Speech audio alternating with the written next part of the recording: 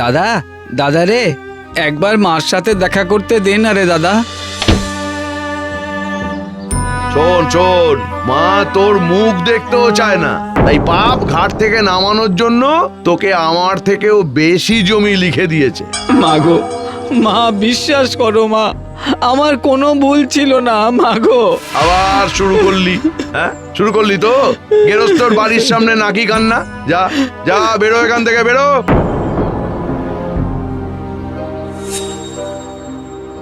কে এসেছিল রে? তোমার ছোট ছেলে তোমার নামে 4টি গাল দিয়ে গেল। হায় ঈশ্বর, এ ছেলে কবে বুঝবে?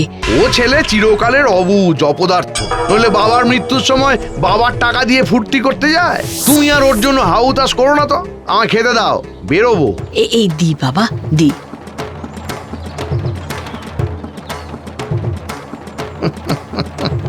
একেই বলে খেলা।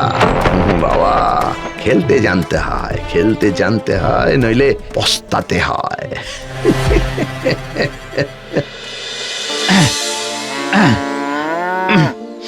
উফ, কি কঠিন এই মাটি। উফ, মা গো, আর যে পারি না সইতে মা। না, একটু জিরিয়ে নিলে হয়।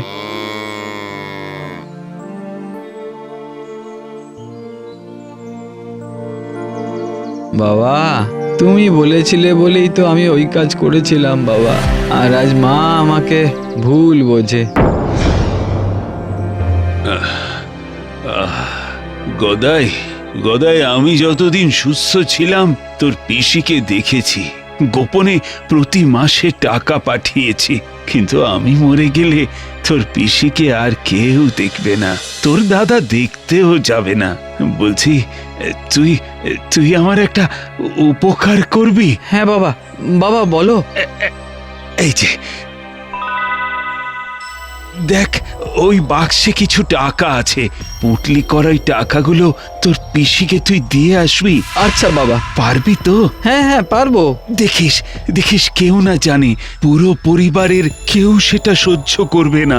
তোর জেঠু কাকারা, অন্যান্য পিসিরা সবাই একটা তুল কালাম করবে, আর আমি সেটা চাই না। আচ্ছা ঠিক আছে, কেউ জানবে না বাবা, আমি আজই গিয়ে দিয়ে আসছি।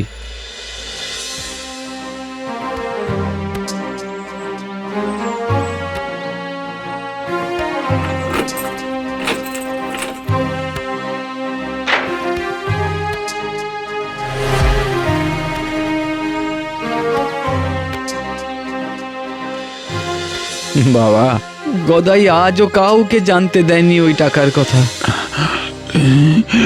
ওগো, ওগো, একটু জল খাবে গো?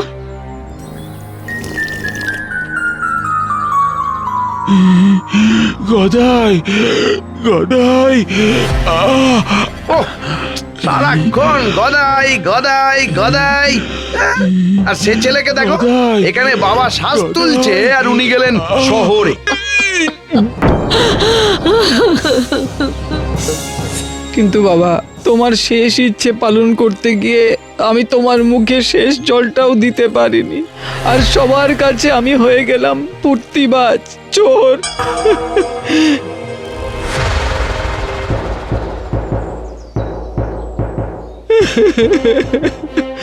বাবা, খবরদার খবরদার, বাবাকে ছুবি না, ছুবি না, চোর কোথাকার। বাবা অসুস্থ, আর উনি সেই সুযোগে বাবার পৈতে থেকে চাবি খুলে ট্রাঙ্ক থেকে টাকা নিয়ে গেলেন শহরে ফুর্তি করতে।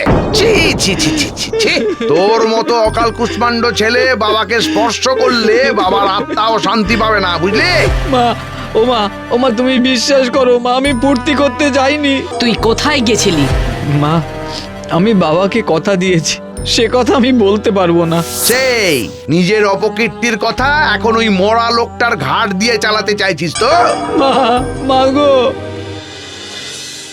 মামি, মামি, মামি, এই কি জয়ন্ত, তুই তুই এখানে কেন? তুমিও আর সবার মতো করো না মামি। মামা যে আমাদের সাহায্য করতো সেটা তুমি একটু একটু জানতে, কিন্তু এ নিয়ে কোনোদিন তুমি কোনো কথা বলোনি। মামা আমাদের বলেছে, আর এটাই তোমাদের সঙ্গে শেষ দেখা করতে এসেছি। আয় আয়, ভেতরে আয়। জানো মামি, গদাইদার হাত দিয়ে সেদিন মামা টাকা না পাঠালে আমাদের সংসারটা ওখানেই থেমে যেত। কি বলছিস এসব? হ্যাঁ গো, মামা যেদিন মারা যায় গদাইদা সেদিনই আমাকে গিয়ে টাকাটা দিয়ে আসে। আর জানো, বিমলদা এটা জেনে ফেলেছিল, কিন্তু গদাইদাকে বঞ্চিত করতে এই সত্যটা সে কখনো প্রকাশ করেনি। একি তুই এখানে কি করছিস? বেরো বেরো, আমার বাড়ি থেকে বেরো। ও কি, ওকে এমন করে তাড়াচ্ছিস কেন? তুমি চুপ করো। টাকা নিয়ে বাবাকে ফতুর করেছে, এখন এসেছে আমার কাছে। বেরো বেরো। মামি, কাল আমরা বম্বে চলে যাচ্ছি। আসলে আমি ওখানে একটা চাকরি পেয়ে গেছি জানো। এদিকে গদাইদার অবস্থার কথা জানতে পেরে মা বলল অন্তত তোমার সত্যিটা জানা উচিত, তাই আমি এসেছিলাম। চলি। বুঝেছি, এতদিন তুই আমাকে মিথ্যে বলেছিস। কিসের কিসের মিথ্যে?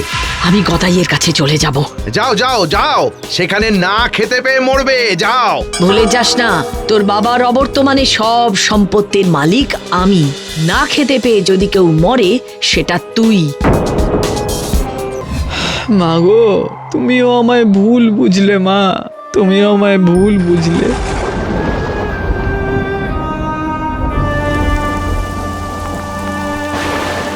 গদাই, কে? মা, মা তুমি তুমি এসেছো? দাদা তোমায় ছাড়লো মা? মা বিশ্বাস করো, বিশ্বাস করো মা, আমি চোর নই। আমি জানি বাবা, আমি সব জানি। তাহলে তুমি কেন আমার সাথে দেখা করতে চাও না মা? সেদিন যদি আমি পিসিকে টাকাটা না দিয়ে আসতাম তাহলে পিসিকে বাঁচানো যেত না। ওটাই ছিল বাবার শেষ ইচ্ছে, কিন্তু বাবার ইচ্ছে পূরণ করতে গিয়ে আমার সংসার আজ ভেসে যাচ্ছে। এই জমিতে ফসল ফলে না মা, জলই ধরে রাখতে পারে না এই জমি। এবার পারবে। আয় আয় বাবা, আমরা দুজনে এই জমিতে হাত বোলাই। আয়।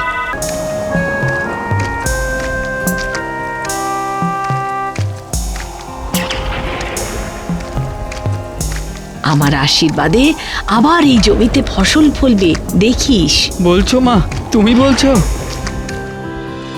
মা, মা, ফসল ফলবে মা, ফসল ফলবে, এই জমিতে ফসল ফলবে। ফলবে বাবা, ফলবে, তুই নিশ্চিন্ত হ। কি, এখানে মাটি ভিজলো কি করে? ওই তো গদাই ঘুমোচ্ছে।